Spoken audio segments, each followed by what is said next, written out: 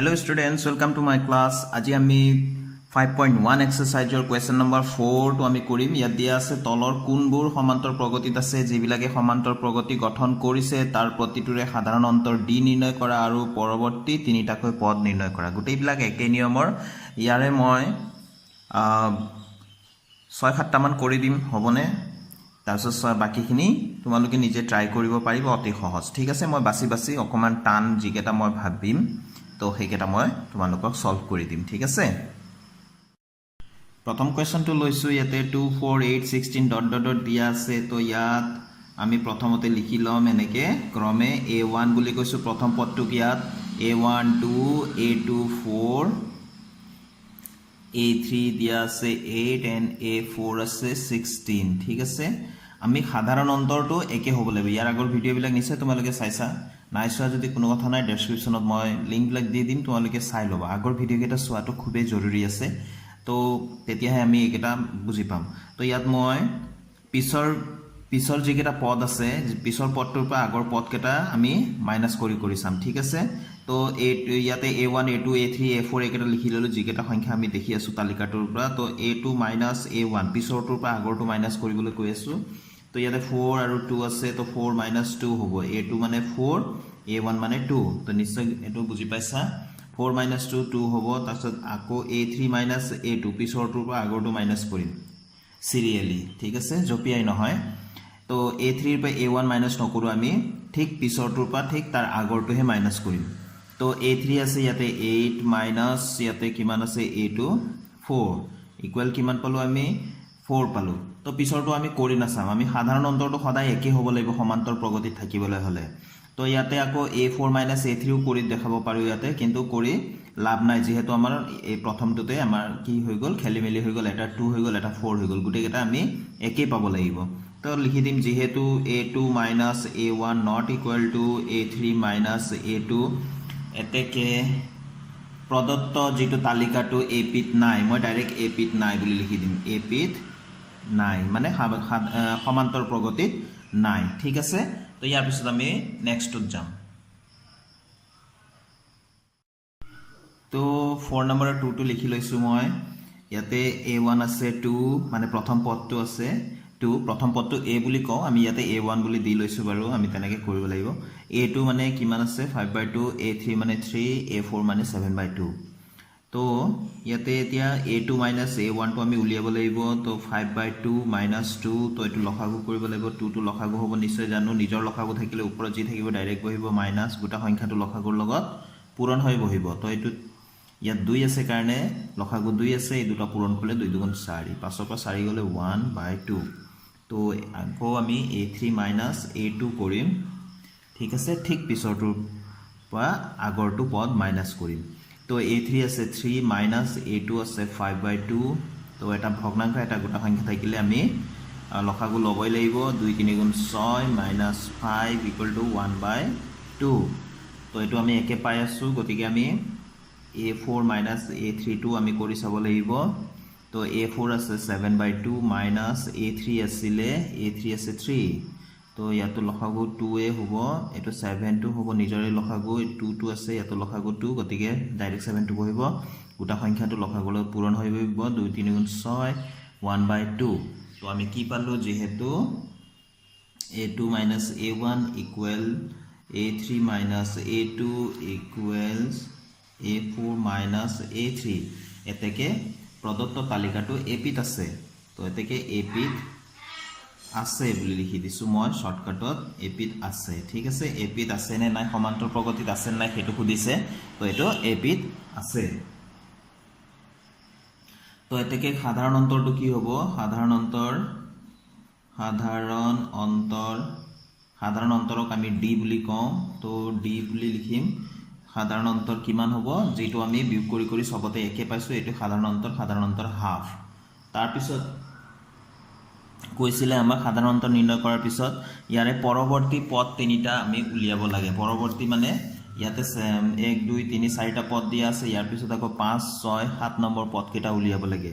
তো a5 আমি উলিয়াম, a4 লৈকে দিয়া আছিলে, a5টো উলিয়াম। ঠিক আছে, তো a5টো কিমান হ'ব, আমি এতেকে বুলি দিলো a5 টো আছিলে ফৰ্মুলাটো a+4d ঠিক আছে a মানে প্ৰথম পদটো ইয়াত দিয়া আছিলে a1 to 2 plus 4 into d মানে আছে হাফ তো এটো আমি 2 দুগুণ 4 কাটি দিম আমি পূৰণটো আগত কৰিম গতিকে এটো পূৰণ হৈ আছে নহয় জানো তো 2 plus 2 গুণ 2 থাকিলে ইয়াত কিমান 4 তো a6 মানে a plus 5d চাবা ইয়াত 5 থাকিলে পঞ্চমটো পদ কৰোতে d সাধাৰণ অন্তৰ 4টা আৰু ষষ্ঠ পদ কৰোতে 5d তো a মানে ইয়াত প্ৰথম পদ আছে 2 plus 5 into d মানে কিমান আছিলে ইয়াতে d মানে সাধাৰণ অন্তৰ আমি পাইছো হাফ তো 2 plus পূৰণটো আগত কৰিম গোটা সংখ্যাটো সদায় লবৰ লগত পূৰণ হ'ব 5 1 যা 5/2 এতিয়া আমি লসাগু কৰিব লাগিব এটো 2 লসাগু হ'ব গোটা সংখ্যাটো লসাগু লগত পূৰণ হ'ব 2 দুগুণ 4 plus 5 টো ডাইৰেক্ট বহিব কাৰণ ইয়াৰ হৰ যেটো আছে লসাগু হেতু আছে তো আমি কিমান পাম এটো 9/2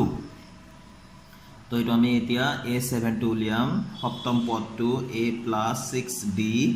a মানে আছে 2 plus 6 into d মানে আছিল হাফ তো এটো আমি 2 3 গুণ 6 কাটি দিব পাৰো আফালে 2 টো আছে পূৰণত আমি পালো 3 গুণ 3 2 5 তো এটো আমাৰ পৰৱৰ্তী তিনিটা পদ ওলাই গল এতেকে লিখি দিম তো মই ইয়াত লিখি দিলো পৰৱৰ্তী পদ তিনিটা কি পালো 4 পালো 9/2 পালো আৰু এটা পালো 5 তো এবাৰ মই ডাইৰেক্ট 4 নম্বৰৰ 5 লৈ গৈছো বাকি কেটা তোমালোকে ট্ৰাই কৰিবা নিশ্চয় পাৰিবা একেটা অতি সহজ ঠিক আছে মই এতিয়া 5 টো লৈছো 4 নম্বৰৰ তো ইয়াত দিয়া আছে প্ৰথম পদটো 3 দ্বিতীয় পদটো 3 plus √2 তৃতীয় পদটো 3 plus 2 √2 আৰু চতুৰ্থ পদটো 3 plus 3 √2 এতিয়া a1 minus a2 minus a1 পিছৰটোৰ পৰা আগৰটো মাইনাস কৰিব লাগে 3 plus √2 minus ইয়াতে a1 মানে এটো a2 ৰ মানটো এইখিনি a1 মানে কি আছে 3 আছে তো এটো আমি 3 plus √2 এটো ব্ৰেকেট নিদিয়া হলো চলিলে হয় কিয়নো মাইনাস চিনটো পিছত আছে আৰু মাইনাস চিনৰ পিছত মাত্ৰ এটা সংখ্যা আছে গতিকে এটো ব্ৰেকেট নিদিয়া হলো চলিলে হয় তো দিলু যেতিয়া এটো ব্ৰেকেটটো ওপেন কৰিব লাগিব -3 minus 3 0 হৈ গল থাকিলে অনলি √2 ঠিক আছে এতিয়া a3 minus a2 মানে কিমান আছে 3 plus 2 √2 আৰু মাইনাস a2 মানে কিমান আছে 3 plus √2 ইয়াত আমি মাইনাসৰ পিছত দুটা সংখ্যা আছে গতিকে ব্ৰেকেট দিবই লাগিব তো এতিয়া ইয়াতে আমি ব্ৰেকেটটো যদি ওপেন কৰি দিও 3 plus 2 √2 minus 3 minus √2 তো 3 minus 3 টো গলে তো দুটা √2 minus এটা √2 তো কিমান থাকিব নিশ্চয় এটা √2 ঠিক আছে নিশ্চয় গম পাইছা দুটা √2 2√2 মানে দুটা √2 বুলি ভাবিলোৱা দুটা √2 আৰু √2 মানে এটা √2 তো দুটা √2 ৰ পৰা এটা √2 গল এটা √2 থাকিলে ইয়াতে 1 এটা আছে আৰু তো এটো প্লাস মাইনাসে হ'ব তো এটো প্লাস টো দুটা আছে গতিকে এটো ডাঙৰ গতিকে প্লাস সাইন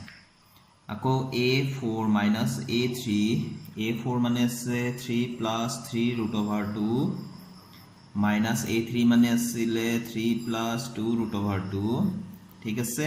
এতিয়া আমি ব্ৰেকেটটো ওপেন কৰিম 3 plus 3 √2 minus 3 এটো মাইনাস আছে বাহিৰত গতিকে এটো মাইনাস হৈ যাব 2 √2 3 minus 3 to 0 হ'ল 3 √2 minus দুটা √2 কিমান হ'ব এটা √2 ঠিক আছে তো গোটেই বিলাকতে আমি একে পালো যেহেতু a2 minus a1 equals a3 minus a2 equals a4 minus a3 equals √2 পালো গোটেই বিলাক এটা সাধাৰণ অন্তৰ গোটেই বিলাকত সাধাৰণ অন্তৰ একে পাইছো এতেকে ap থাকিব ap মানে সমান্তৰ প্ৰগতিত আছে এটো মই শৰ্টকাটত লিখিছো তোমালোকে লিখিব লাগে যে প্ৰদত্ত তালিকাটো এই যেটো প্ৰশ্ন দিয়া আছে প্ৰদত্ত তালিকাটো ap আছে ঠিক আছে আৰু সাধাৰণ অন্তৰ কি হ'ব ইয়াত সাধাৰণ অন্তৰ d2 কিমান আছে এই যেটো পালো আমি √2 সবতে একে পাইছো এটো হল সাধাৰণ অন্তৰ ঠিক আছে তো এতেকে পৰৱৰ্তী পদ তিনিটা উলিয়াব লাগে তো এতেকে পৰৱৰ্তী পদ মানে চাৰিটা পদ দিয়া আছিল a5 মানে a plus 4d a মানে আছিল প্ৰথম পদটো আছে 3 plus a মানে প্ৰথম পদ plus 3 plus 4 into d মানে সাধাৰণ অন্তৰ কিমান তো আমি পঞ্চম পদটো পালোঁ 3 + 4 √2 তেনেকৈ ষষ্ঠ পদটো a6 টো উলিয়াম a + 5d a মানে আমি পাই ইয়াতে দিয়া আছে 3 + 5 * d মানে √2 তো এইটো ষষ্ঠ পদ সপ্তম পদটো এতিয়া পৰৱৰ্তী তিনিটা পদ ওলাব দিছিলে চাৰিটা পদ দিয়া আছিলে কুৱেশ্যনতে আমি তিনিটা পদ উলিয়াব লাগে তো a5 a6 a7 a6 মানে a প্লাছ a7 মানে a + 6d তো a মানে 3 + 6 * d d মানে আমি পাইছোঁ সাধাৰণ অন্তৰ √2 তো এইকেইটা হৈ গ'ল আমাৰ পৰৱৰ্তী পদ তিনিটা ঠিক আছে তো মই লিখি দিলোঁ পৰৱৰ্তী পদ তিনিটা 3 + 4 √2 3 + 5 √2 আৰু 3 + 6 √2 এইকেইটা মই লিখি দিলোঁ এইবাৰ আমি লৈছোঁ 4ৰ 8 নম্বৰটো য'ত দিয়া আছে -1 গোটেইকেইটা -1 দিয়া আছে তো a1 টো -1 a2 -1 a3 টো -1 a4 টো -1 হ'ল এতিয়া a2 - a1 কিমান হ'ব হাফ সৰি -1/2 তো -1/2 প্লাছ হাফ হৈ গ'ল এইটো প্লাছ হৈ গ'ল -1/2 প্লাছ হাফ একে সমান সংখ্যা এটা প্লাছ এটা মাইনাছত থাকিলে কি হ'ব আনসাৰটো 0 হ'ব ঠিক সেই ধৰণে a3 - a2 a3 - a2 কিমান হ'ব -1/2 একে আৰু এটো আমি কি পাম এটো 0 পাম ঠিক আছে a4 - a3 -1/2 গতিকে এটো আমি কি পাম 0 পাম এতেকে a পিত আছে বুলি লিখি দিম যেহেতু a2 - a1 =